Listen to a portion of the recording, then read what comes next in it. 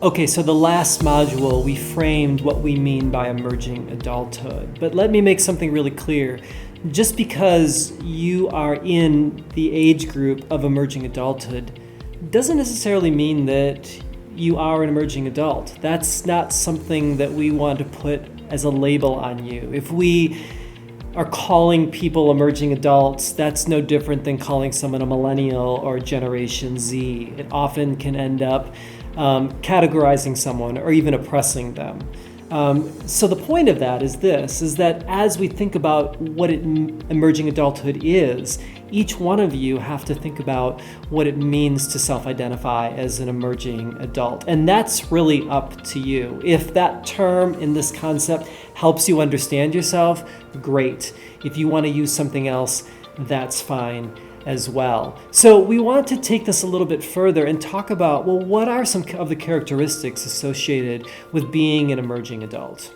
Now, Jeffrey Arnett, who's a researcher and psychologist who came up with the term emerging adult and emerging adulthood, said that there's really 5 key characteristics that most emerging adults seem to experience or feel as they navigate their lives and try to make sense of their worlds.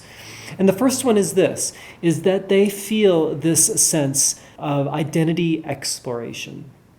What they're trying to do in their 20s is you're all trying to sort of begin to harmonize the different identities that actually you've inherited as you've been growing up. This could be your racial identity or your ethnic identity. It could be your religious identity. It could be your gender identity. It could be your socioeconomic identity. All these identities are at play with each other. And finally, in your 20s, you have the mental capacity to begin to make sense of them and put them together. This is a really beautiful time, and it's also a really challenging time because in many ways you're constructing your identity to really say, this is who I am, and this is the person that I want to put forward. Now, this leads in many ways to the second characteristic, and that's the characteristic of instability. Now, there's 2 ways for us to think about instability. First of all, as you're constructing your identities, you feel this instability internally as you're negotiating what this all means.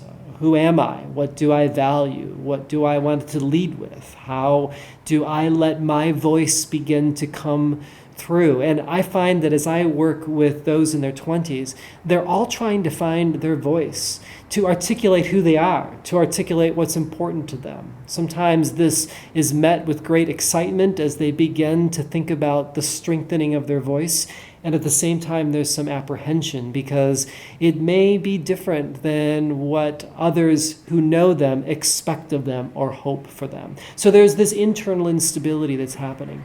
And at the same time, there's an external instability where there are things that are happening in the world that are beyond your control. So you feel this sense of perhaps the opportunities that you have or that you don't have, the limitations that come with who you are or where you grew up that can impact the ways that you think about yourself. And the instability of the world oftentimes creates these dynamics as well.